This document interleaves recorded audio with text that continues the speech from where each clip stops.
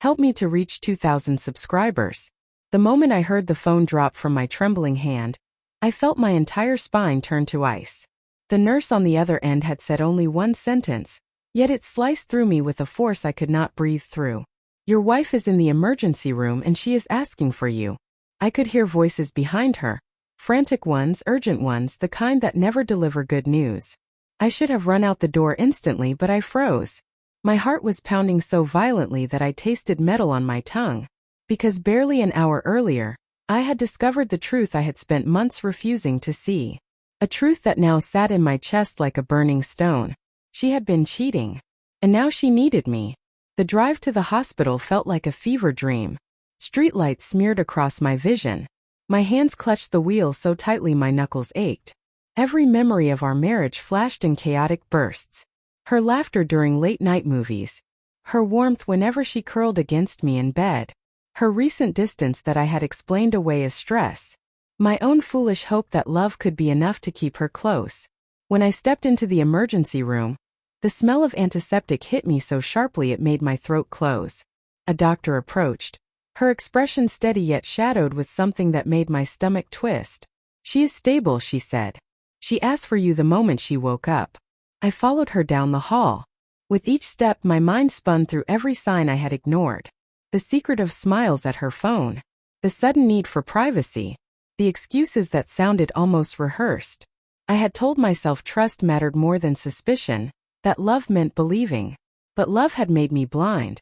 When I entered the room, my wife looked up at me with eyes full of terror. Not pain. Terror.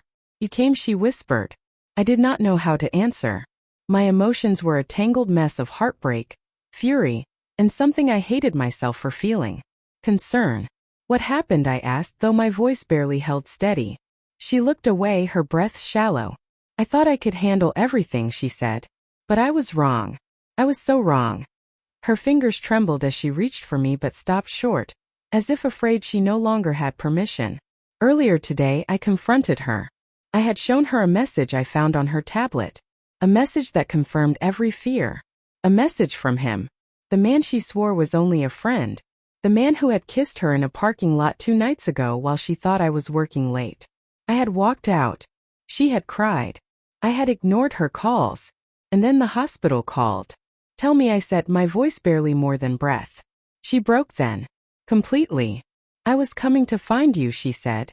I wanted to beg you to listen. I was shaking so much I could barely drive. I lost control. I hit the divider. For a long moment I could not speak. My chest felt crushed by too many emotions fighting for space. Anger screamed that she deserved the silence. Love whispered that I still cared. Guilt crawled up my throat because I had let her drive away broken. I sank into the chair beside her. Her tears fell fast and silent. I never meant to hurt you, she whispered. I thought it was a distraction. I thought it was harmless. I thought I could stop before it became real. But it had become real.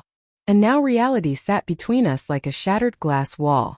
I do not know what comes next, I said. I do not know if I can forgive you. She nodded slowly. I know. But I wanted to live long enough to ask. The shock hit me then. A pulse of cold recognition. She had not come to the hospital because she needed help. She had come because she had almost died trying to reach me. And in that moment I realized the cruelest truth of all. The betrayal had broken her too.